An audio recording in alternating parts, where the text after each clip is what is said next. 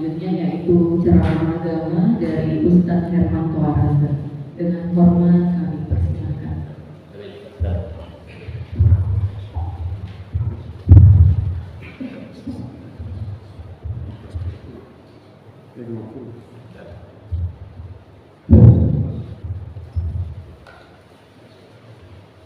Bismillahirrahmanirrahim. Rabbi shrah li sadri wa yassir li amri wahlul 'uqdatam min lisani yafqahu qawli. Ya sama-sama kami hormati dan muliakan Bapak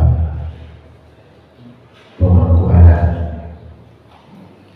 Kecamatan maupun dari Kecamatan Alhamdulillah. Nah, di tengah kita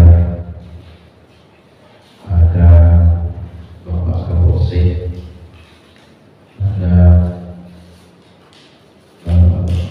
dan kami dan anggota semua. Ya sama-sama kita muliakan, kita hormati pula hadir di tengah-tengah kita pengampu syarat dalam hal ini adalah Bapak Kepala Kantor Urusan Agama Kecamatan Ambon, yang lalu tadi sudah memberikan sambutan sekaligus ceramah. Dalam hati saya, sama masalahnya dia guruku, itu masalahnya. Jadi kalau guru dan murid itu tidak beda jauh jurusnya. Ya, Bapak Ibu sekalian, seluruh karyawan, masyarakat yang ada pada kesempatan ini. Assalamualaikum warahmatullahi wabarakatuh.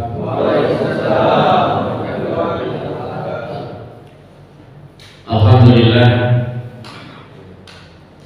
alhamdulillahilladzi anzala sakinata fi qulubil mu'minin liyazdadu imanan ma'a imanihim.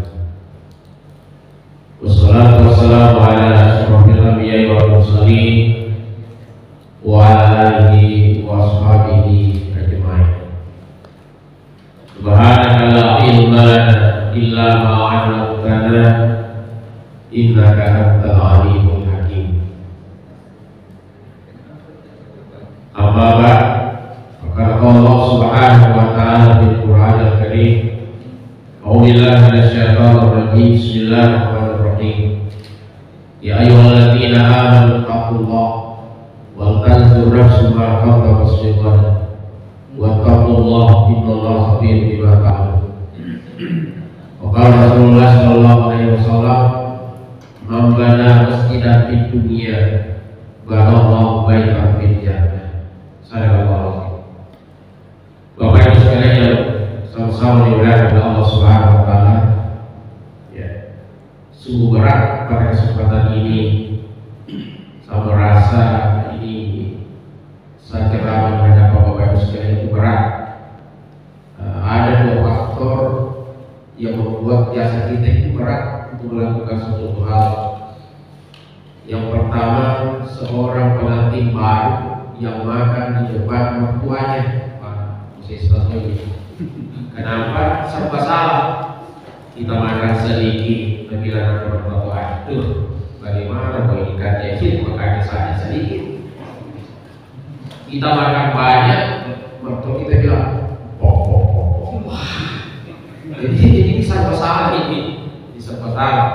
Yang kedua, bicara ceramah di depan kita, yang berat. Kenapa? Berlupin sembuh mengetahui bilang ini lagi. Kenapa? Ya, karena guru kita yang menjaga kita, termasuk setelah ternyata yang bilang siapa yang mau datang katanya Pak Maka di Saudi melakukan tapi mengawal masalahnya guru. Waktu saya masih disingkat dulu, beliau panitia yang mengajarkan kami itu berdakwah. Jadi bukan hanya saya saya, tapi beliau juga adalah guru saya. Jadi tabe guru tak diwarai ya, satu ciri makanan kuni pada lalu dan dalam bentuk makanan ini tidak sampai dalam guru tak bentuk. Jangan dimuliakan Allah Subhanahu wa taala. Alhamdulillah wassallallahu alaihi wasallam bagi sekalian. Kita adalah manusia-manusia yang dipilih oleh Allah pada kesempatan ini. Kenapa? Banyak keberkahan insya Allah kita dapatkan di tempat ini. Tidak semua orang yang teman-teman kita mungkin kata di Jawa juga ada di tempat ini. Mungkin juga berencana tapi ternyata tidak ada. Bahkan mungkin sudah sampai tadi di sini tapi belum. Ada lagi teleponnya, ayo ada lagi ngopi di sini ya. Entah. Ya. Makanya itu seorang sahabat pernah bertanya kepada Rasulullah, wahai Rasulullah, bagaimana cara kita tahu itu bahwa Allah ridho kepada kita? Dan bagaimana juga kita tahu bahwa Allah tidak ridho sama kita? Ya. Jadi itu pertanyaan sekali. Bagaimana kita tahu bahwa Allah cinta ridho kepada kita? Sebaliknya, bagaimana Allah tidak ridho, tidak cinta sama kita? Apa jawaban Rasulullah? Bahwa ketika Allah cinta ridho kepada kamu, kamu mudah sekali bertemu dengan kebaikan. Dan ketika kamu bertemu dengan kebaikan, kamu ikhlas melakukan kebaikan. Sebaliknya, kalau orang yang tidak diridhoi oleh Allah itu adalah orang yang sulit sekali bertemu dengan kebaikan. Mengolong yang masih dia tahu masih dia Yesus sudah kebaikan di depannya, tapi ada lagi ini apa? Bukan. Sulit sekali bertemu dengan kebaikan. Berarti Allah memberi sama kita. Tapi ada memang orang itu mudah sekali bertemu dengan kebaikan. Mungkin hanya jalan-jalan atau tidak. Artinya tidak sengaja lewat tersebut. Ada cara ini. Sehingga duduk lagi.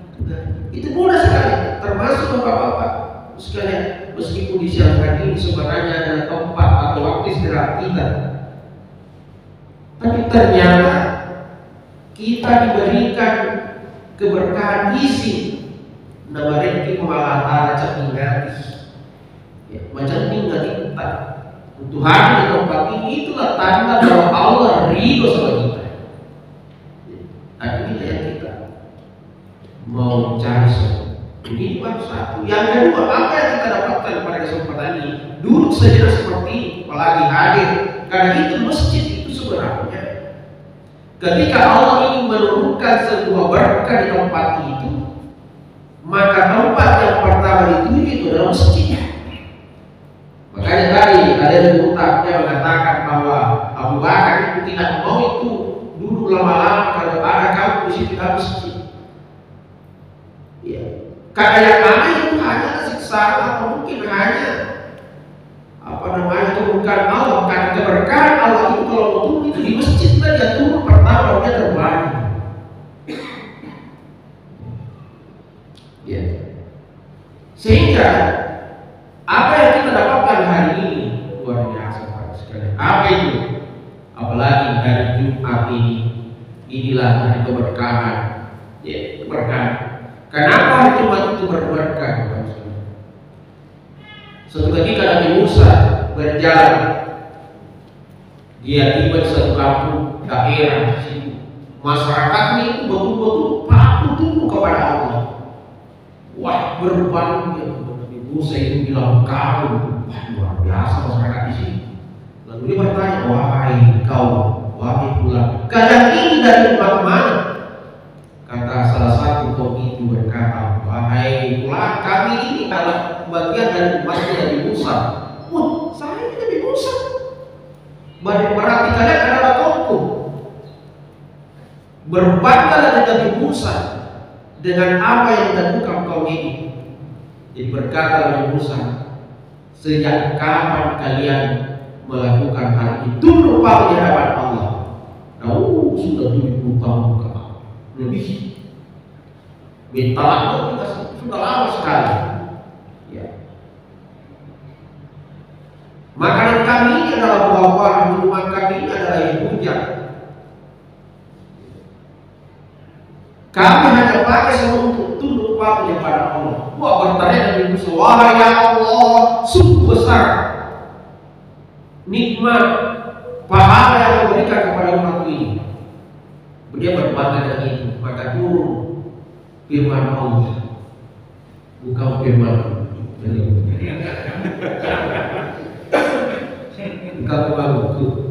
firman Allah turun, wahai Musa, betul pahala yang saya berikan kepada umatmu itu besar, tapi ada nanti umat di belakangmu. Dia hanya melakukan 2 rakaat di hari Jumat. Saya berikan pahala jauh lebih besar dari apa yang dilakukan oleh umatmu. Wah, apa yang Musa, ya Allah, boleh juga saya memiliki itu? Kata Nabi Musa, tidak boleh, tidak bisa. Itu hanya diperuntukkan untuk nabiku namanya Muhammad bersama dengan umatnya. Nah, ini dari doa kita. Itu berkah kita lanjut lagi di tempat ini. Apalagi dapatkan kita keberkahan di sini? Apa kata Nabi? Duduk sejenak di dalam sebuah majelis. Kan sama lagi majelis Rasulullah. Inilah cara Rasulullah itu dari rumah itu berdakwah. Ini cara Rasulullah. Makanya juga Rasulullah memberikan semacam garansi pahala barang siapa yang duduk sejenak dan mendengarkan agama-agama Allah, dan mendengarkan Al-Quran, dan mendengarkan hadis, lalu dijadikan sebuah amalan. Kata Nabi, diberikan pahala sama besarnya ketika dia salat sunat suntuk 1000 rakaat. Sunat sisa rakaat apa itu udah aja. Kita dikasih pahala 1000 rakaat salat sunat. Kira-kira Bapak Ibu sini sudah salat sunat 1000 rakaat?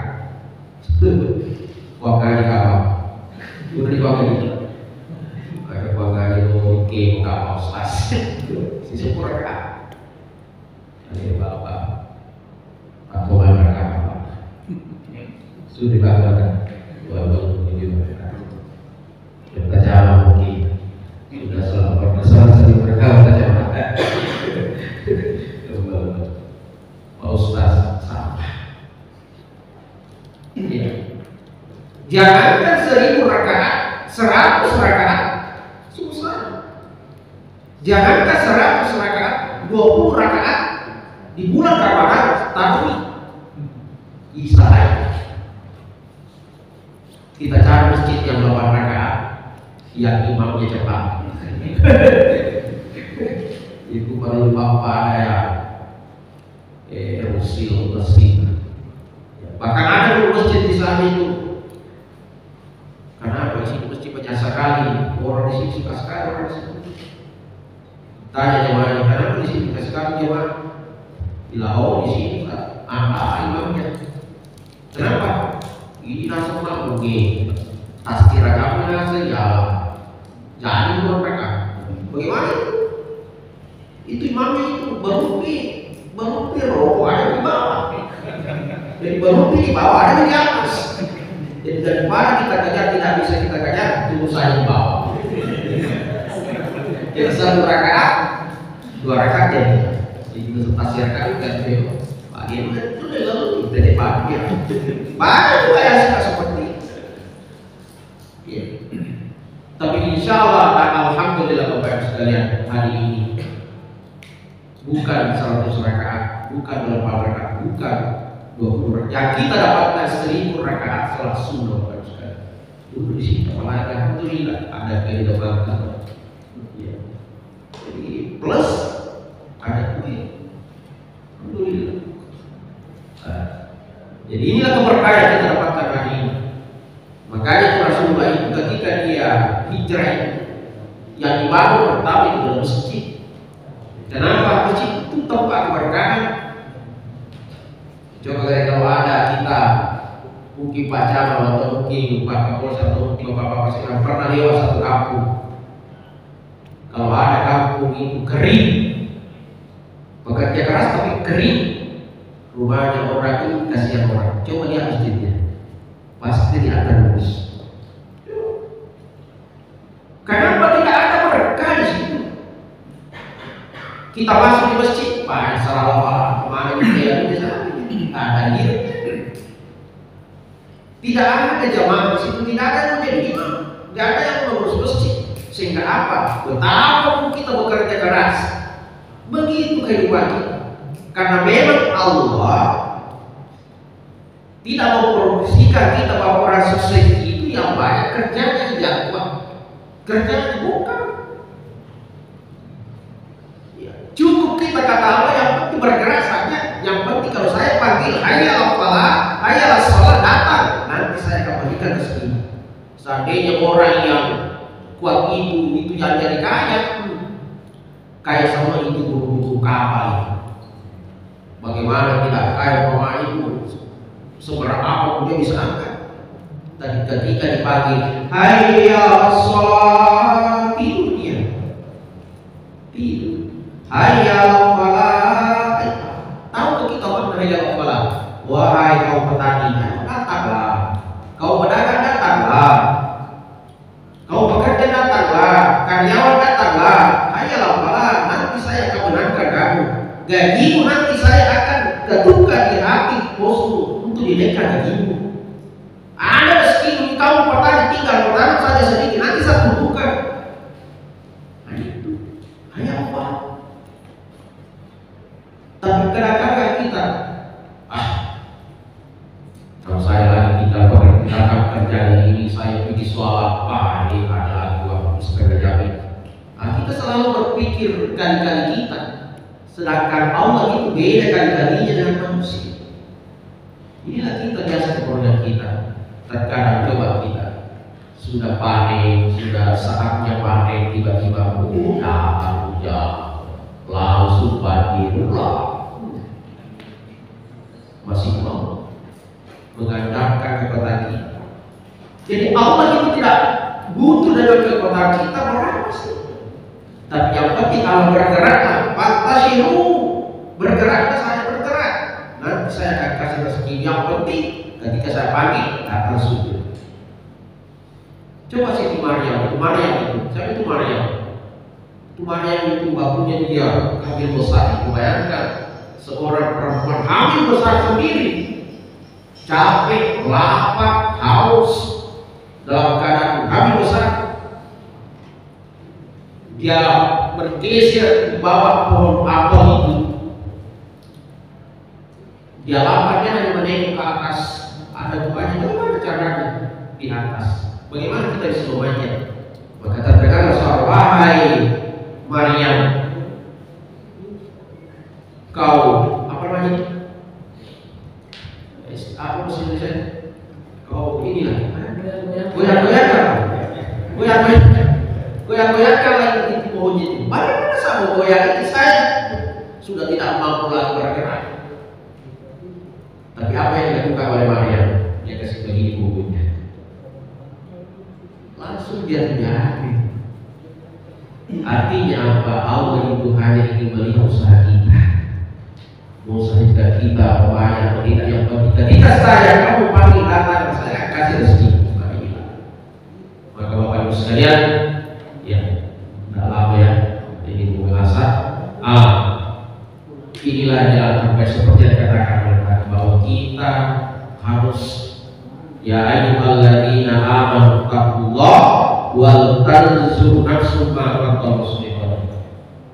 Ya ayyuhalladzina amanu, wahai hamba yang beriman, taqullah, bertakwalah kamu kepada Allah, wal tanzur nafsum ma qaddamat lighad.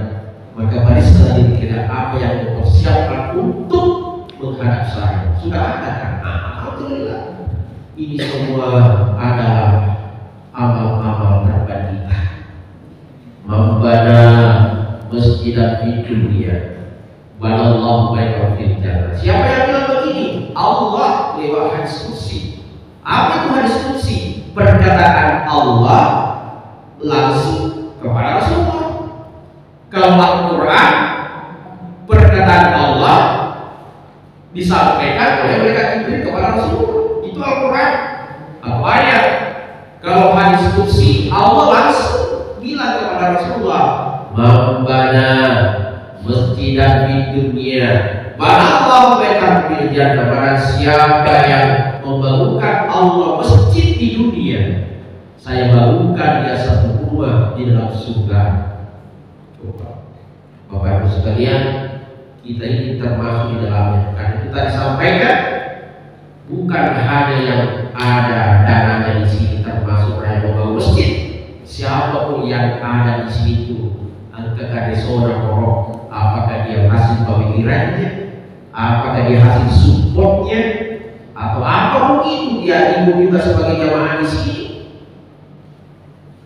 maka dia termasuk membangun masjid. Ini sudah ada janji Allah, ada rumah di dalam surga untuk kita.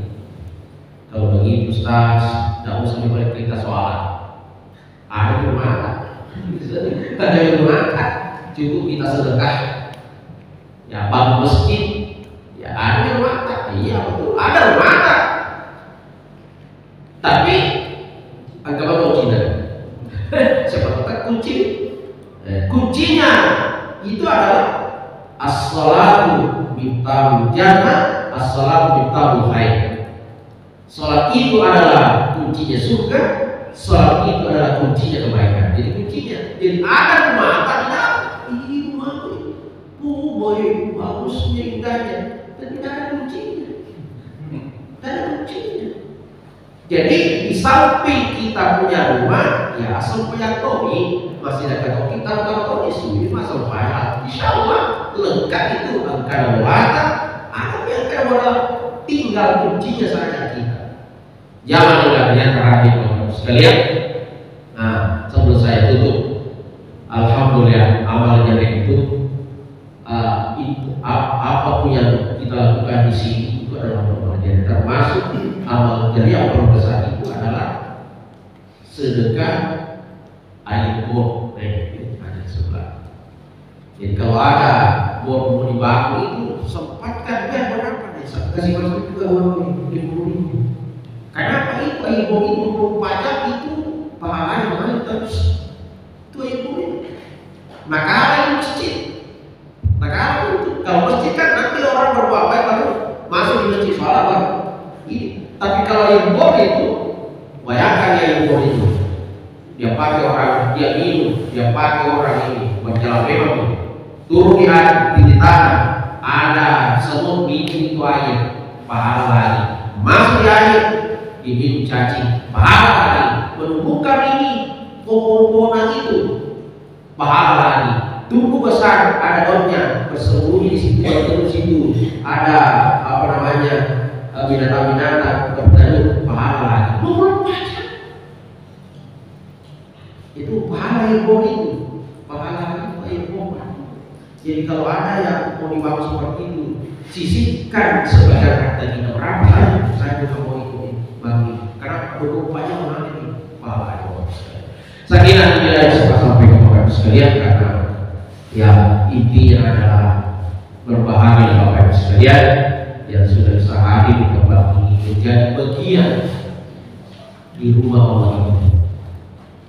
Bukan hanya di bandara Arupalaka ini tercoret sejarah kita bahwa kita yang pertama sholat di sini, tapi nama kita juga akan nanti dihiasi nanti di surga Allah Subhanahu wa Ta'ala, bahwa inilah nama-namanya yang pernah sholat di rumah Allah Subhanahu wa Ta'ala yang pertama di bandara Arupalaka. Bukan hanya dicoret nama kita, ditulis nama kita, tapi sampai di akhir nama kita ada bahwa inilah orang yang pertama sholat di masjid di rumah Allah Subhanahu wa Ta'ala.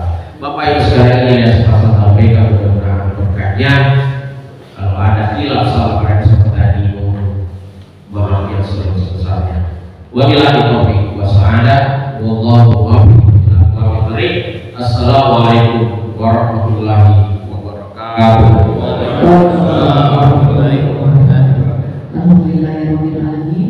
Kita memasuki acara selanjutnya yaitu peresmian Masjid Ibnu Firnas dengan simbol pemotongan tumpeng oleh Kepala Bandar Udara.